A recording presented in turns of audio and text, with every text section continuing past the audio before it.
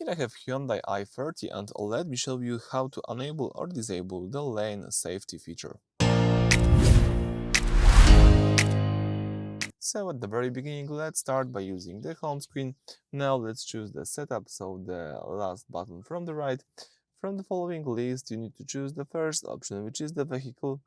If you choose the vehicle, you've got access to the driver assistance tab, so that's what we need.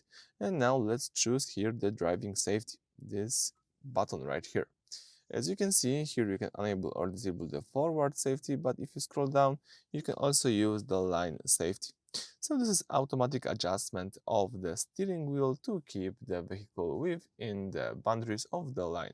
So it could be quite useful, especially when you are driving on the highways and you would like to be sure that you are driving in a correct way.